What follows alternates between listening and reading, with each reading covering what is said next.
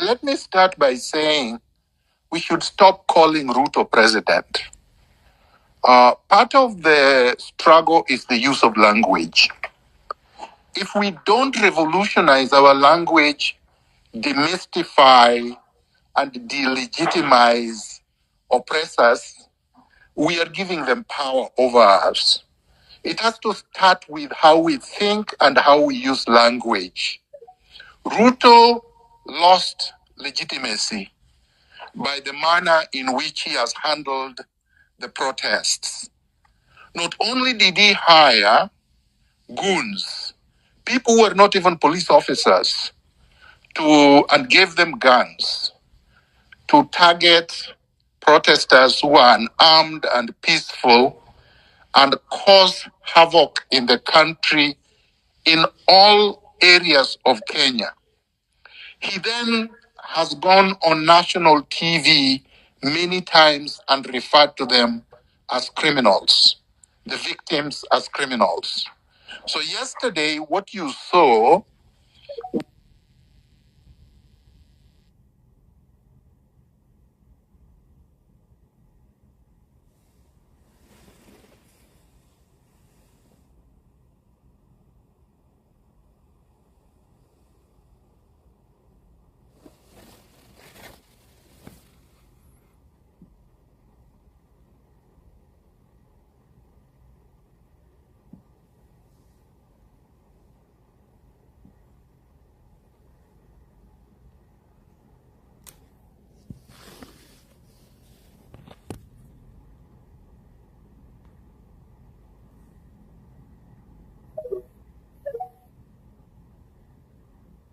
the other day subsequent, the country must show Ruto that we own Kenya, that he doesn't own us, that having voted for him, and by the way, he did not even win the majority of Kenyans. He won the majority of the votes, 50 plus 1, according to the IBC.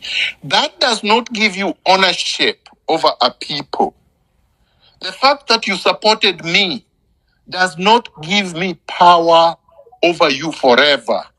It doesn't mean that if I turn around and abuse you, if I turn around and steal from you, if I turn around and brutalize you or brutalize your family, if I devalue your values, then you still support me.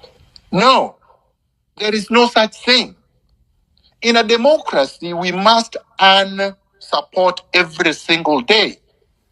And Ruto that no longer has our support. He went on national TV in order to turn away viewers from our space, our X space, and basically refused to answer every single question that was given to him. And then turn around and denied things that are so obvious that you would wonder, is this man normal? It is no longer just a question of Ruto is cold-blooded. Ruto seems to be convinced that he's God Almighty, that there is nothing we can do to him. And so we have to get our country back. I believe, and I've said this many times, that we have to be focused. These are the things people are saying, these are the things people are doing, demanding, oh, where are you? Be in the forefront, blah, blah, blah. These are NIS and Ruto's tricks. Because it doesn't really matter where we are. Our brother who spoke from Zimbabwe is in Zimbabwe, but he's giving us inspiration. He's standing with us in solidarity. Our struggle is being watched everywhere. Our struggle is giving inspiration to everybody. And we can't fail ourselves. Because what happens when we fail? Then we give Ruto basically authority and power to pick each one of you and then assassinate, disappear, torture, maim, or force into exile. So this is a collective struggle. I just want to urge everyone that we have to be united in the struggle. Because of course, if we are divided, is going to win over us. And as I said yesterday, and I continue to say, this is an intergenerational struggle, even if led by Gen Zs and the millennials.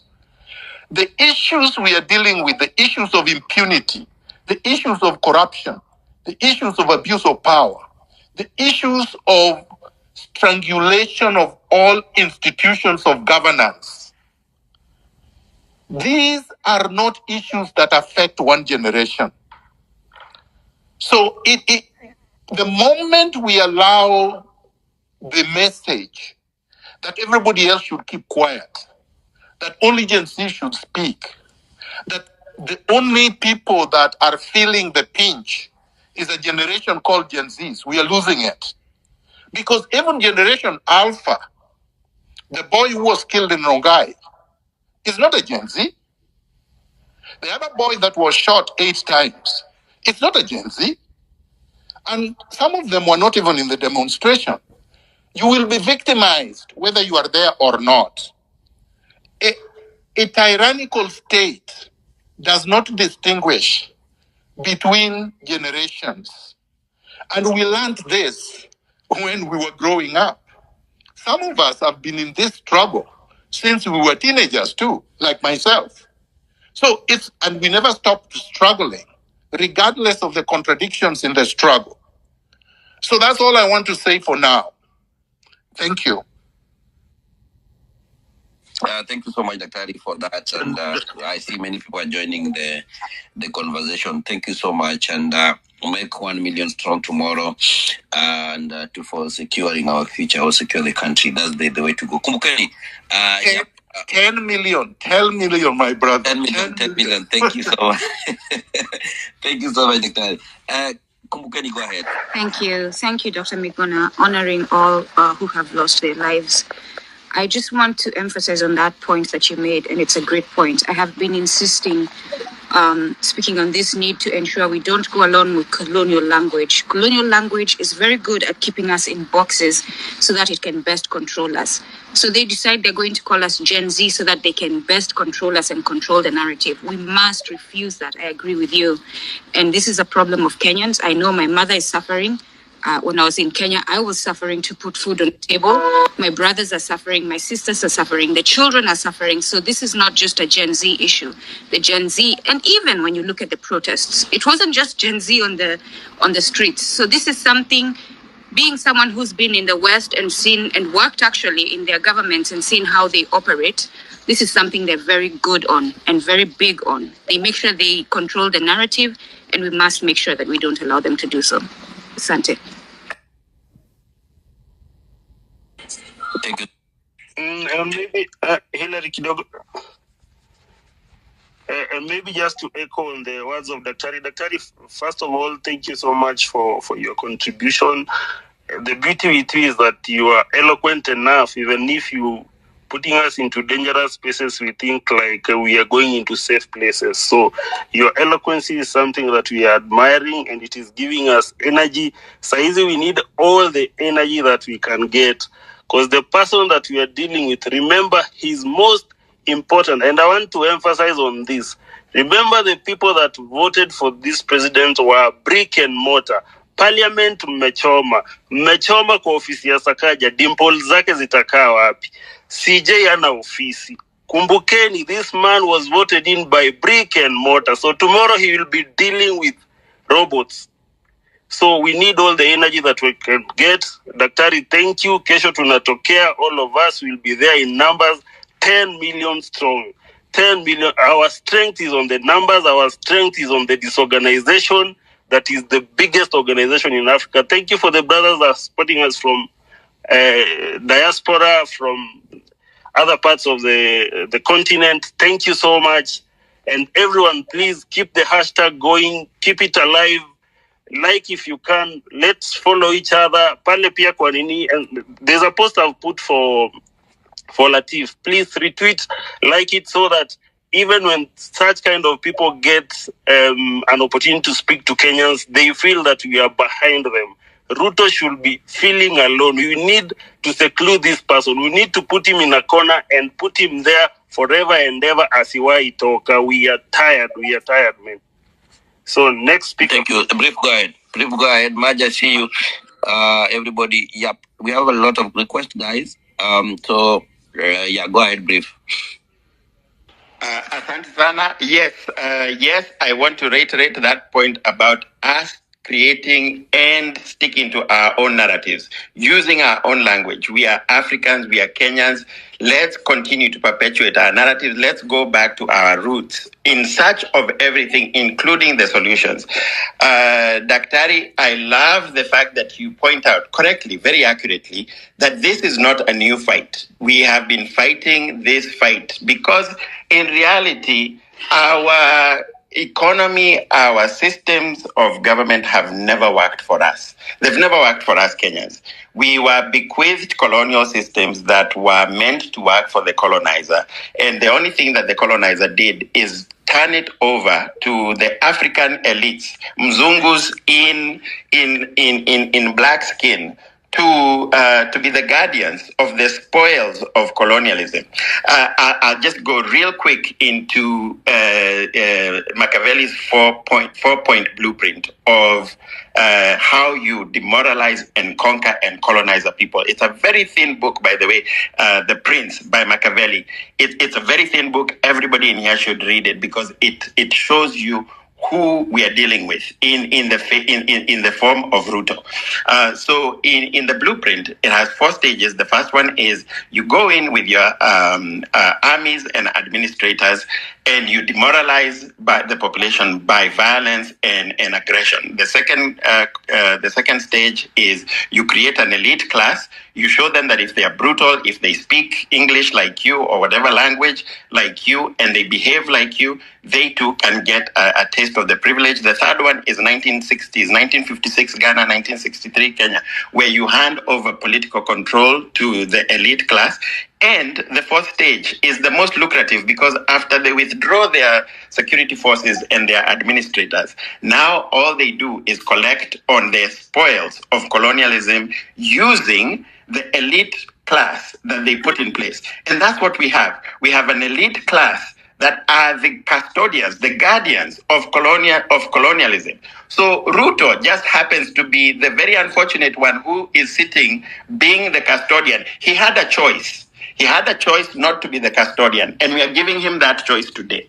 As Kenyans, we are saying, are you going to serve us, or are you going to continue to serve the neoliberal colonialist policies that are not new? It's been since independence, or so-called independence, quote unquote, because we've never been independent. We are still under colonialism. We are the 4th stage of colonialism. You're not even in neo-colonialism yet. Maybe if we beat this economic colonialism, maybe they will introduce a new colonialism that we can at that point call neo-colonialism. But at this point, we are still in colonialism. So, and Kenyans are very hungry because we've got a glimpse of what it might look like if we actually had a leader who had our interests. I think we all agree, or most of us Kenyans agree, that the Kibaki presidency showed us that we had the capacity to govern ourselves, to govern for Kenya, by Kenyans, with the interest of Kenyans.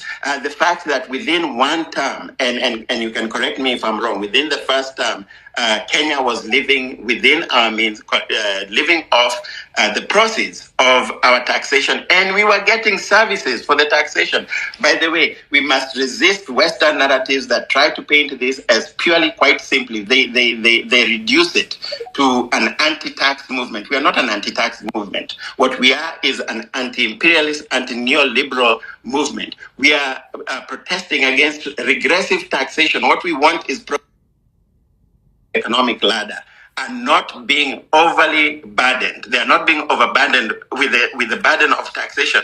We ensure that the people at the bottom of the economic ladder are looked after, that corporations, especially foreign corporations, especially international organizations, now Kenya is now the number 1 destination of venture capital.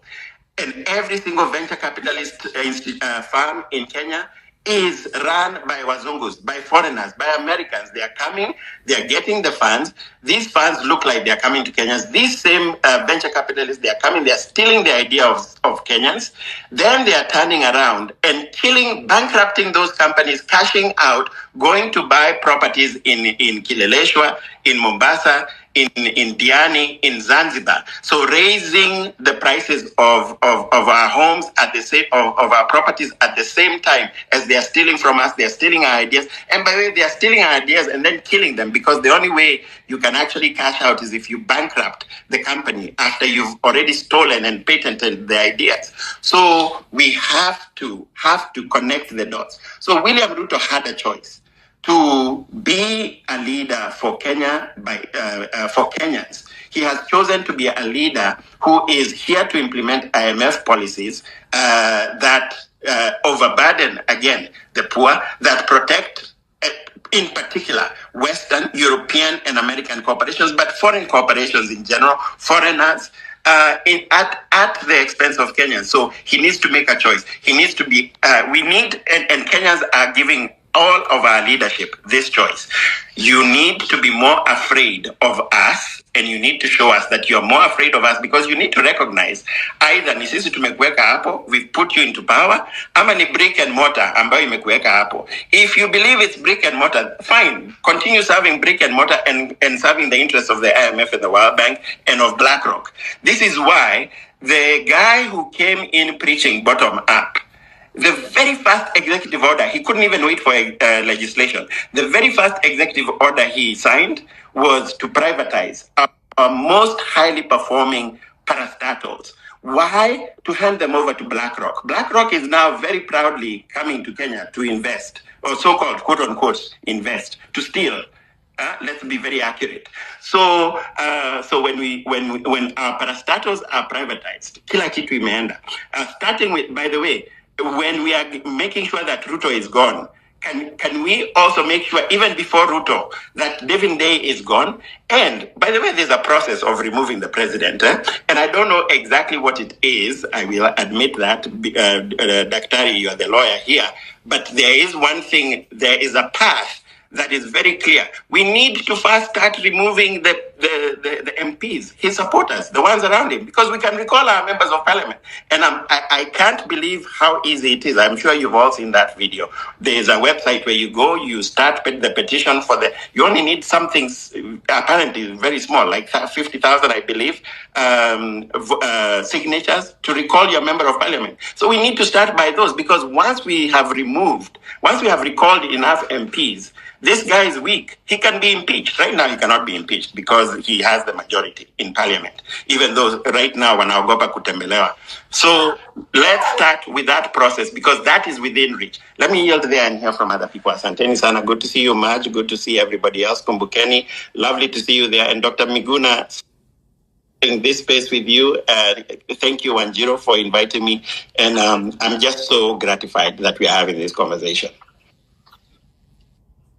I think Daktari wants to answer you. Daktari, I see your mic is open. Please. Yes. Thank you very much.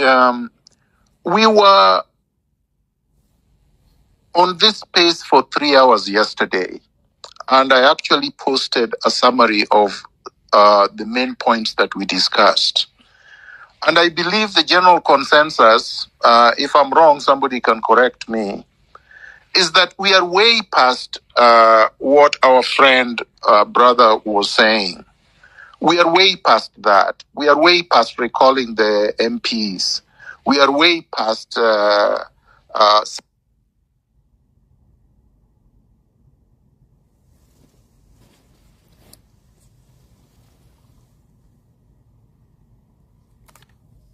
tells you that this guy comes online, but he looks for those loopholes like yesterday.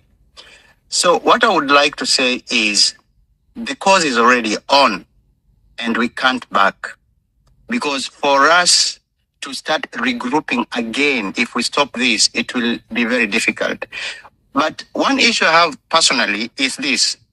Like we say, maandamano, it's every Tuesday.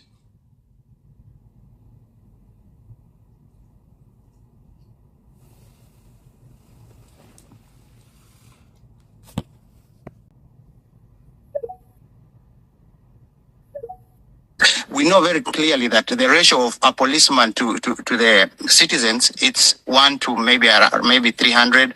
So if we make it every day, we will be able to exhaust these policemen. They can't manage us.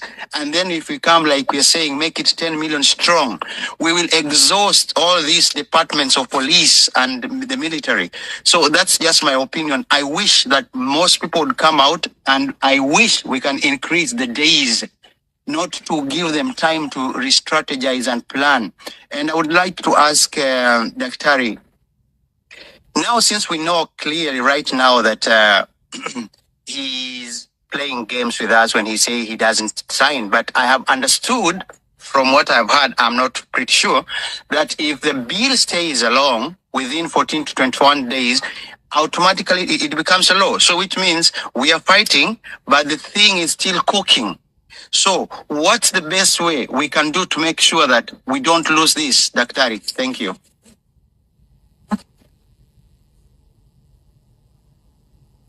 Daktari, the mic is yours. Yeah, thank you very much. So the short answer is yes, within 14 days, the bill is automatically law. So basically, Ruto has done nothing. There is no withdrawal of the bill. It will automatically become law, even if he doesn't sign it. That is why I was saying people who are saying Ruto has conceded are completely wrong. He waited until this time because he knows that if he doesn't sign it within 14 days, it will be law. And he's already signed the appropriation bill 2024, which means that he is spending just as much as he was before. He said that he was going to deal, like yesterday, he was asked about the officers, the illegal officers of the first ladies and the second and third ladies, and he said he was going to not fund them. But in the appropriation bill that he signed, he allocated over 557 million to these officers. They are already receiving money as he was speaking, so he knew he was lying. Don't believe anything Ruto says. Don't believe anything his office says. Don't believe anything any of his cronies say.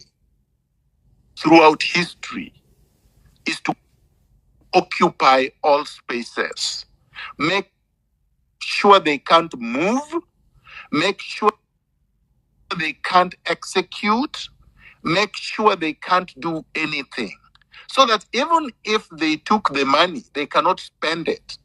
Right now, if they cannot leave State House, they can't go to the 7-star hotels, they can't fly out of the country, they can't go to their mistresses, they can't enjoy the money. So eventually, they will just have to go. And if we are 1 million to 10 million strong, we can occupy everywhere, including where he is. And he would have to take that helicopter to Congo or to any other country that he deems he can seek exile in. But Ruto should have no free space to move. And his regime. Those who are thinking that this is something to be given to Rigiji should be reminded that Ruto must go includes the entire regime. Those who are saying the military will take power do not understand the mentality or orientation of the military. The military does not fire at citizens. They join citizens when citizens occupy all public spaces. That is recorded in history. They are not like the zombies that are called police, who shoot because many of them do not even know how to write their names. And I am not saying this lightly, because you have seen the robotic nature with which the police shot everyone who was not even threatening them. So let's focus on Ruto and his regime. The gentleman called Mboya said, let's not be legal or constitutional. I have emphasized, Clause 1 of the Constitution is part of the Constitution. When you're occupying public spaces and saying Ruto must go, that is a constitutional exercise. When you are removing ruto through clause 1, you are acting within the Constitution. There is nothing outside the Constitution. You don't need anything else. Anybody who is referring to a secondary legislation or some kind of act of parliament does not understand how law and constitution works. The Constitution is the supreme law. Any law that contradicts it is null and void.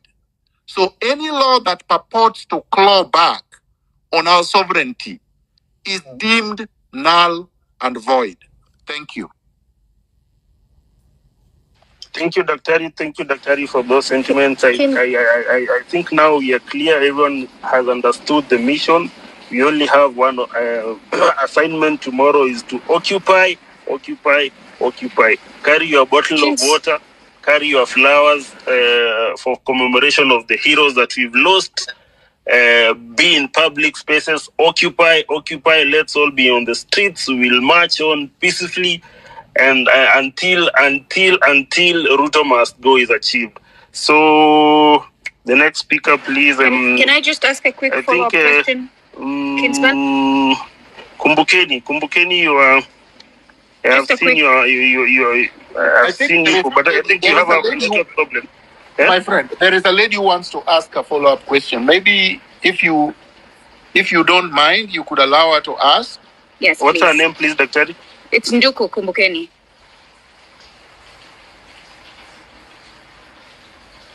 The ladies that are here, I'm seeing Achieng, I'm seeing it's me. I'm seeing ladies, if you're in the room, kindly raise your hand. She's saying her name is Nduku. Her name is Nduku. Kumbukeni is the handle. Kumbukeni, please. Asante. All right, so but she seems to have a network problem because her nini has just been rotating. Can you hear me? Kumbukeni, can you hear us? I can hear her very well. I can hear her. Okay, proceed. All right, okay, thank you. So, Dr. Miguna, just because Ruto was very keen to keep repeating the rule of law, and this is something that these criminals who call themselves leaders do all the time so that they can justify deploying the military on the people. So, and you have said several times that the military will not shoot on the people if the people occupy. I look at the Constitution, which is the rule of law that Ruto will use to defend his actions. And in one part, it gives the people the sovereign power, but right after it takes away the sovereign power from the people and gives it to the presidency. So could you please address that? Okay, so let me answer you, Nduku. The Constitution does not take power that it has given in Clause 1. Clause 1 is not negated in any part of the Constitution. The following provisions of the Constitution simply says that once the people have delegated power to someone like the president, they would exercise that power. The delegation happens at election time. But if the people believe, for instance, that the president has not done what he was elected to do, Clause 1 can always be triggered by the people. And they do not have to go to their delegate, the person they have delegated power to, for permission to get back their power. That's like saying, if you have an employee and you have given the employee the terms and conditions of employment, there is a letter of employment. They are not supposed to be insubordinative to you. They are not supposed to steal from you. They are supposed to be answerable to you when they have done something and you want to call them to account. If they disobey your orders, you can fire them. And you don't need permission from them to fire them. So what I'm saying, the Constitution is our employment letter. We gave the president or Ruto a job to do. And for 2 years, he has done no job for us. He has been mangering all over the world, going to Washington. In fact, Ruto has been traveling every single week. He has spent billions of our money. He is our employee. We are the employer. He has spent billions without permission from us. He purported to have hired a jet to Washington without our authority. There is no constitutional power he had to unilaterally take our money and hire a jet. We have Kenya Airways. That is the mode of transportation for anybody who is working for us, because Kenya Airways partly belong to us. So what I'm saying is that Ruto has abrogated every constitutional provision and every term of employment, and he stands dismissed. Would it, a quick one, sorry, Kingsman and Hillary, would it then No, but I think going back and forth is not useful. Once I've answered your question, I think you have answered it, but I was going to ask as a follow-up of that, would it then be a wise choice for us to put together an indictment that lists everything that you did, so that we're not just talking about it in rooms, but we actually have a document that is saying this is why we're calling you out? When Ruto was disobeying us, he did not come with a list. And when he was disobeying us, he already knew the terms of engagement. He knew that we did not need permission from him. We don't need a list to indict Ruto. Ruto stands indicted by his very acts. Yesterday, he sealed his fate by not even feeling sorry for families he has bereaved, for people he has caused pain to, for citizens that he has harmed and killed. And as far as I'm concerned, and many Kenyans have said this, Ruto is out of touch. Ruto is a cold-blooded murderer, and such people should be punished and not rewarded. Any day Ruto spends in State House is a day too much. Thank you so much, Daktari. Man, people are keeping dropping. I don't know what the problem. Check your network. It is now 8:30 here, but check your network and everything. Kingsman, can you hear me? Because I realized that you can't hear other people.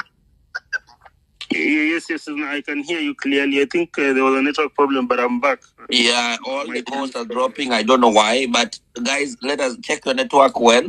We're trying to keep it so that it can work. I think the NIS and the Communication Authority and Safaricom and the rest, they are doing their thing. But let's focus on what we are doing. Yeah, let us focus on what you're doing, guys. Yeah. You drop, you come back. I don't know what's happening, but it's okay. This is your hand is up sometimes. Then I change on that order. let me go after Achieng, please, Hillary. Okay, Achieng, go ahead. Hillary. Just kidogo too, maybe to compliment on whatever Daktari has said to Kumbukeni. I think the beauty about whatever we are going through at the moment is a feeling that is being experienced by each and every Kenyan. It is a feeling that supersedes and then it goes beyond tribal connotations. So that is even why they are having a problem on how they are going to approach this, because now the person they used to vilify all the time is Raila. Raila is not on the scene. It used to be a tribal thing, so the tribes are not here. These are feeling of whereby Punda imechoka since 1964, but today Punda iko like, I don't give an F whether I'm a Maasai, a Kikuyu, a Kalenjin. I've realized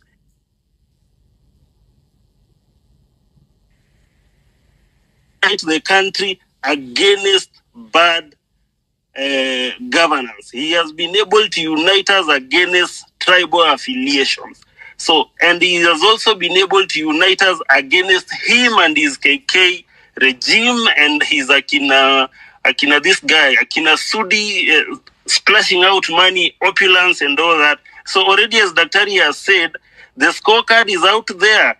This guy, from the day he got into office, he never even looked at his JD. The interview that he did with the Kenyan people, he has never, ever from day one even ticked JD number one. His KPIs are uko chini. If you were to rate him between 0 and 10, ako uko -3.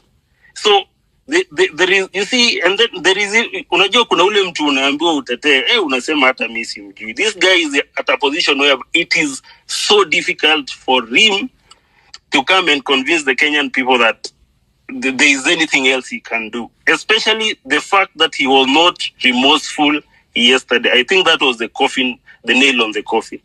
All right, Kingsman, thank you so much. Check your network always. People keep dropping, getting a lot of messages. I don't know why, but check your network. And we have said that NIS and also the Safaricom is doing their things, but we are trying our best to make sure that the space run and very active. And let us be focused. 10 million people strong on the street in the morning. That's what we're saying. It is now 8:30, and that's where we are focused on. To see our people on the ground, to see we on going on the ground in the morning, and that's the way to go. Achieng, go ahead, then Risasi, then Maj, you say hi. Good evening, guys, and thank you, Hillary, Dr. Miguna, for this platform. My senior Achieng and Council and Kingsman ameongea nikasikia ni kama tayari I'm already getting angry again after the interview that Ruto put out yesterday, but we're going to be focused, 10 million strong. I'm just here to reiterate what Senior Counsel Dr. Miguna said when he says that we are beyond the point of talking to the government. And when he says that what we're doing is constitutionally right, I think let me just shed some background on maybe where he's coming from. So legally speaking, when a legal document is drafted, you have to look at the spirit behind that document. You know, law is an evolving creature. So you need to look at the spirit behind that document. And when the Constitution was being drafted, Article 1 actually just says the people may exercise their sovereign power either directly or through their democratically elected representatives. Guys, I need us to understand that we elected these people democratically to air our voices and concern. But at the same thing that I'm saying, the spirit of the document, if you look at the finance bill, the spirit behind it was not the one to tetea for the common mwananchi. This was the spirit behind it was the one for the IMF, the people who have their interests, and the tumbocrats themselves. So when the Constitution was being drafted, they know this power is ours. They know the wananchi, the supreme. They know that we are the ones who elect people into power. So do not fear. Do not fear. The Constitution envisages all these scenarios. We are not out of order. We are still within the rule of law. And if at all anything, we are using the utmost Article 1. There's a reason why it's Article 1 of our Constitution, because it's supreme. So let's not fear. 10 million strong tomorrow. Let's just come out and defend each other. We fight for our rights. That's all I have to say for today. Thank you so much, Etienne. God bless you. Thank you so much. Yep. Mobilize people. Tell them we're alive at the moment with Generali Mwenyewe at the moment. We are sharing the hashtag Ruto must go, make 10 million strong and secure our future and our country. Risasi, go ahead. Thank you, Hillary. I think let me start by just reiterating what Dr. said yesterday. One of the things that came up was we are not going to get any kind of justice without removing Ruto in power. If Ruto is still in power, you will never get justice. And he gave so many examples yesterday. 2, protest works. So in that spirit, we should get out there and remove this guy. We didn't stop him from posting on the financial bill by going to the court or even through constitution. We did that by going to the streets, and the evidence is there. If we are not sure of who we are dealing with, Ruto is a textbook definition of a dictator. And how do dictators operate? One of the fundamental characteristics of dictators is their decision-making process. Dictators make decisions through a very tiny cabal of advisors. You have a good example, Ndi and the likes. They make decisions through cronies. People are not even qualified. The likes of Farouk Kibet, somebody who doesn't have got even a job description. I think the best qualification Farouk is I don't know. I cannot even imagine, except being a friend to Ruto. And they do this through the aid of their parrots, the likes of Itumbi. Sycophants, the likes of Jaka Kimba, whose their role is to wake up in the morning, type what the president said, working for president on Twitter. That is what they do.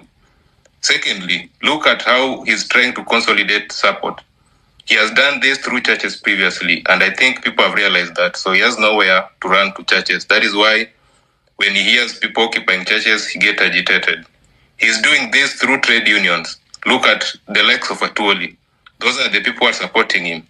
He's doing this through hijacking political parties. Recently, he has already hijacked ANC to consolidate support in parliament. He's doing this through state machinery.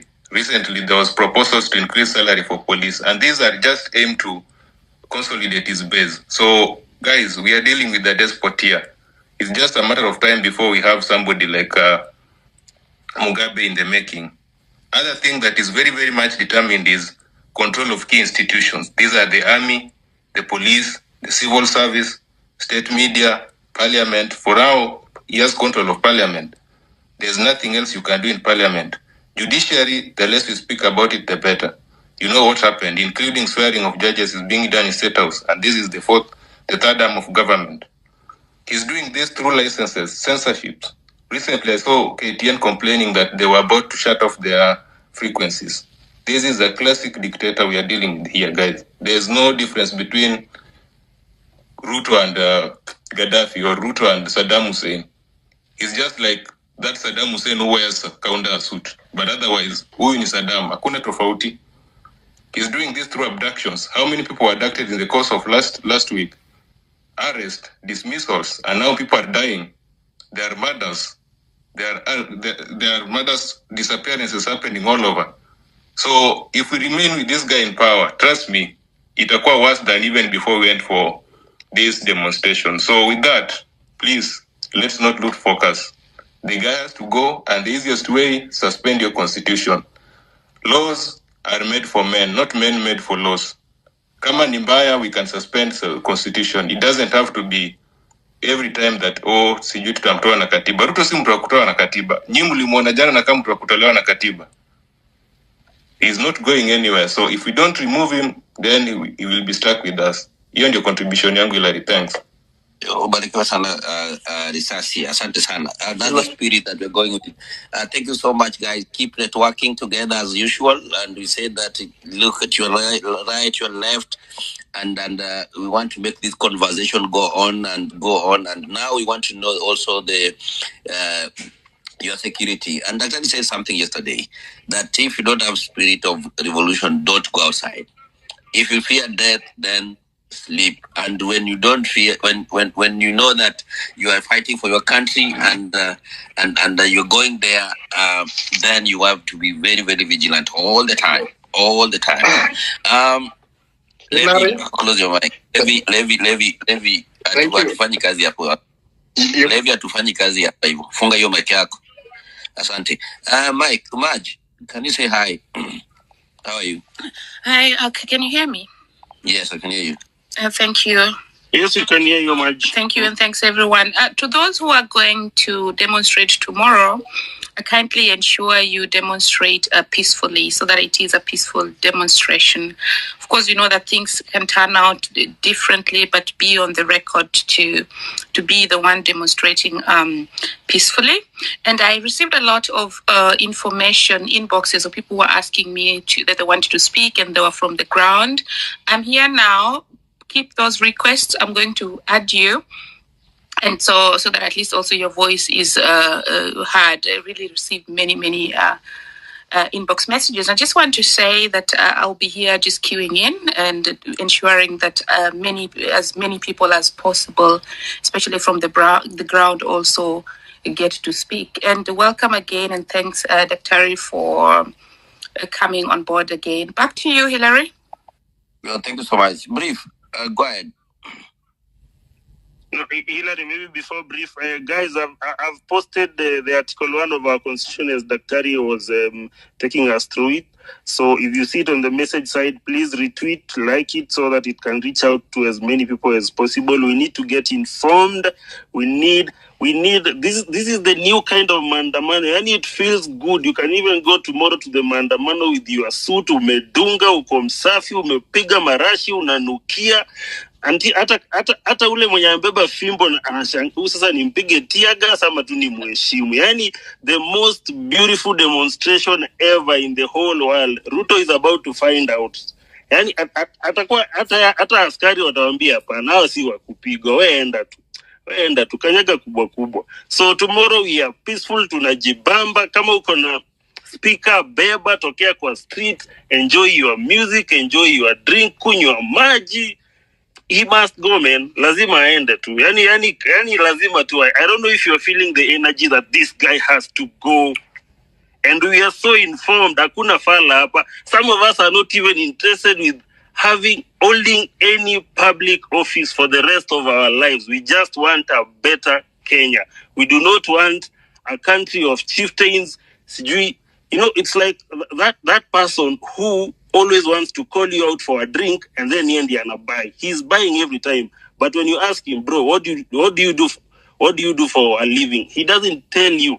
So that is the kind of president that we have. Anataka tu kutubaia. Pana tunataka kila Mkenya aweze kujibaia drink. Wale wenye wakunywi wajibaie chai. Wenye maandamano is peaceful. We are not touching his brick and mortars. Hizo ajieke, apeleke Sugoi, wakakae huko na familia yake. Juu hakuna kitu inawafurahisha kama kuon buildings, kuon mavitu. Unajua mavitu tu. I think that is their goal in life. So achia Sakaja na dimple zake, mtu asiguze City Hall. Don't touch anything. Just be on the streets. Let's be there. All of us, as Daktari has said, 10 million strong. Daktari, go ahead. I can see your mic. Yes. Thank you very much. I wanted to say my intelligence actually tells me that City Hall was not banned by protesters. It was banned by Sakaja himself, so that Ruto could use it as the excuse to give that protesters banned it. And many places that banned, it is the tear gas that exploded, just like it burnt the police officer's hands, the one who lost both hands, the same way that it would burn anything that is flammable. So we cannot take blame for what they have done. We must not take responsibility for Ruto's thuggery. I am sure that today they are planning how they are going to unleash goons that will inflict harm on protesters. But one thing you must know about Ruto, because I know him personally, Ruto wants to be loved. Okay? In as much as he's cold-blooded and everything, he actually wants to be loved, to be liked, to be worshipped, to be praised. And he particularly likes that from foreigners, the foreign media, Washington, London, all these capitals of the West, because he suffers from low self-esteem. That's what happens with a lot of tyrants who suffer from low self-esteem. But he's a weak man. He's weak politically. He's weak mentally. You saw that he's weak psychologically also. He's not that intelligent. Because dictators who are intelligent would have answered questions properly yesterday. Would even have pretended. Ruto couldn't even pretend. He is worse than when Uhuru appeared during the BBI and everybody else had rejected it, or in 2017 and people had voted against them and the Supreme Court ruled against their electoral theft. They threatened the Supreme Court, they threw tantrums, they threatened the people. They were completely without any control. That's Ruto. So the more we press, the more he has nothing left out of his arsenals. He has already used brute force. He's been abducting people. He's been killing people. He tried to seek sympathy, but people have told him, we are not listening because you are completely disconnected to what is happening. So tomorrow, he will not be able to do anything. I can assure you, he has run out of anything else that he can do. So the more we push him against the wall, the more we guarantee that he will leave. Finally, our security and safety is in our numbers. Let no one lie to you that your security and safety is staying home. The people who stayed home in Githurai the other day, or in Rongai the other day. Some of them were shot through the window or through the walls of their houses.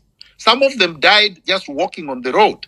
They kept away from the protest, but they came for you and killed you on the street. The same thing happened in the Maandamanos before they bought Raila Odinga. They killed people in their homes. So the point is this: you are not safe staying at home. You are not safe saying that you are going to watch this thing from bars. We are safe when we are many on the street. Thank you very much. Thank you, Daktari. And so, Sakaja, I know you're listening. The allegations weigh very heavy. So, because this is what is going to also make other demonstrators get killed. And afterwards, when we're asking for explanation, because I heard the word accountability being used. I don't know how people thought out, the idea or the fantasy of accounting for somebody who's died. They've died, they're not coming back again. But that needs clarification, Governor Sakaja, if you're listening, because that should not be the case. I think Brief Scoop was next. Over to you, Brief Scoop. Asante much. And just want to reiterate, yes, Constitution is a document. And while, yes, this process is within the Constitution, to Risasi's point, and to, I believe it was Achieng earlier, these documents are meant to serve us. We are not meant to serve them. And I want to ask Daktari, to that point, should we already be thinking about the future? What comes after this? Because I do believe that this is a foregone conclusion that Kenyans are coming out. We'll keep this up. We have to keep this up. Because actually, at this point, we have no choice. We've started this fight, and quite frankly, we don't have a choice. Retreat is not an option. So is it too soon? Is it too early? Can we be discussing simultaneously what comes next? And to that point, does this Constitution serve us sufficiently? There are components that do, but does it do so sufficiently? I think you want to already answer, so I will use that. So, Brief Scoop, let me answer you quickly. I want you to go to my Twitter handle and read the document of yesterday. Please read it completely up to the end. And then digest it. Because your answer is there. Thank you. Thank you so much, Daktari. Check what Daktari is posting and check all the things he's trying to answer some of the things on our Twitter handle. So you can get more answers on the same. I actually posted it more than 3 hours ago. All right. Nidi Joe, I see your hand, then Joe Karani, then Mwangi, then Levi. That way. Yes, thank you for the platform. And asante sana Prof kwa kuwa available to give us guidance. Mine is to tell all the comrades heckle, because so far so good. Good work has been done. So I want to say this. So far we've seen these guys trying to do this thing we call divide and rule. And I'd like to urge each and every one of us who's listening here that don't be misguided, don't be intimidated, be fearless. This is a good cause, and we are fighting for our country. Again, we should continue pressing the hashtag Ruto must go. And he must go with his regime in its entirety. Again, we must also continue to press on the issue of the IEBC. As we go to the streets tomorrow, let's all come out in large numbers, because I am sure wherever we're headed is the right direction. We need to come out, because we need to show this thing is serious than it was last week. Finally, I'd like to say this. Everything that we are doing is because of our country. So let no one deceive you or intimidate you against standing up for your right. So Tomorrow we say it's 10 million strong. Come out in large numbers. Let's do whatever we are supposed to do. But again, we insist on peaceful demonstrations. Let's shun things that may tarnish our name and our image, so that whatever we are fighting for, it's a good cause.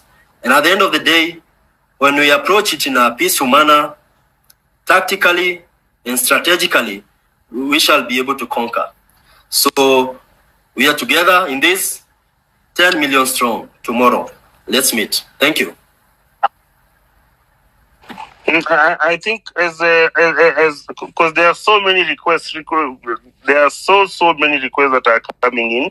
I think we can stick. Remember our main speaker is Daktari, so most of the questions should go towards him, and you also now make a brief comment on how yesterday's presidential roundtable with the media made you feel. What was your feeling after the interview? How did you feel?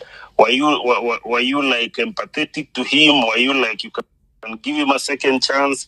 And then when it comes now to the questions of how we'll tackle this, I think those ones, constitutional questions, can be directed to Daktari. Us will just be giving guidance on how we proceed. So please, when you get your mic, there are so many requests. Don't take a lot of time. At least 5 minutes maximum, guys.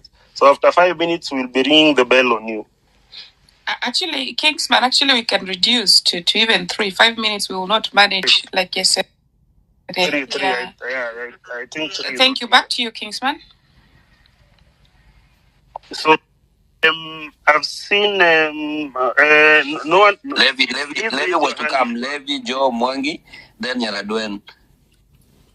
Levi, Joe, okay. Mwangi, then Yaradwen again. Go ahead, Levi. Patriots, revolutionists, thank you so much for this platform and giving an opportunity for people to ventilate their ideas and their questions on this issue. I also pass my regards to Dr. Miguna for coming here to give some guidance. I'm an advocate also by profession and a student of different means of protest, and that's what I'm going to address. There are so many other means of protest that we've not included in our fight. We'll have to incorporate everything that is within our means if we are to succeed on the overriding objective of having this government resign or go down. I'll start by the notion of Gen Z. A revolution ordinarily is started by a group of people. So let us denounce the notion that this revolution belongs to Gen Z. I've gone to the street several times, of course, and you'd come back and people would ask you, are you a Gen Z? This is not a Gen Z revolution. This is a revolution that is started by Gen Z. For a revolution to be successful, all parties must come in, all generations must actually join this cause, and I'll actually be very happy the day I'll see a grandfather, a father, a son, or a grandchild all in the streets. I remember that was what was happening in Tahrir Square at the peak of the Arab Spring in Egypt. So let us make an effort to bring everybody on board. Let's bring all classes on board. Let's bring all ages on board. And that's the only way we can succeed in this cause. I'll also address the issue of walkouts. There are many professions in this country. Myself, as a lawyer, I had to adjourn my matter that is coming up tomorrow so that I can participate in the protest. I make the formal application today in court that I cannot attend a hearing tomorrow because of protest. For this revolution to succeed, patriots, we need to talk to every professional and pressurize them to start normalizing walking out of their jobs. Doctors at some point will have to walk out of hospitals at a specific time to show their solidarity to the revolution. I keep wondering, why are schools still operating normally? The teachers, there are a big number in Kenya who have a lot of influence in the villages. We have to find a way of incorporating them, let them walk out of the schools. Students were the first victims of ruto, when I actually tear gassed them with the intention of grabbing their land next to Weston. Students will also have to join the protest by walking out of schools and carrying placards in schools. So let us expand the scope of our revolution. Let us expand the scope outside the street to go to offices, to go to schools, to go to hospitals, and actually even to go to courts. Now, what we are doing is essentially in law, I'll call it civil disobedience. Civil disobedience is enshrined in Article 1 of the Constitution, as Daktari and other lawyers have talked about it. And someone has mentioned the Constitution serves humanity. The Constitution is actually a product of democracy. And therefore, the people have a right to go to the streets and exercise democracy directly. Something like nudity. At some point in this long journey towards this government, we'll have to invoke nudity, if possible, as a form of resistance, where on attack by the police, people in mass with a plan will have to strip so that any attack from the police is actually stopped by that specific means of resistance. I'll also address the issue of our revolutionists and comrades who are abroad. You have a role to play.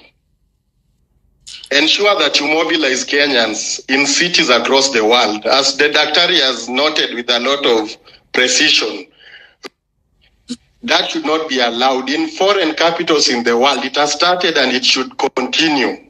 Let Kenyans stand up and tell the foreign governments that you are dealing with a dangerous person. Do not be lied by this person. It is also a high time that ICC is flooded with petitions from Kenya. That there is a war criminal, there is a person who is committing crimes against humanity on the loose. He has been your client before. He's back on rampage. Ensure that you send petitions to ICC. I'll be sharing that process. It's a very simple process, and everyone, not a lawyer alone, has a right to complain. That is what happened in Gaza, and you can see the results. Finally, the ICC actually is pursuing an indiction against Netanyahu and his accomplices. The same applies in Kenya. What is happening is crimes against humanity. And we have a role to proceed and petition the ICC to do the necessary. Comrades and patriots, what I'm saying in short is that pressure must come from all directions. The enemy is dangerous. The enemy is insidious. The enemy is sly. Let us take pressure from all directions to achieve the overriding objective of this government resigning from power or leaving power by any peaceful, legal way necessary. Thank you.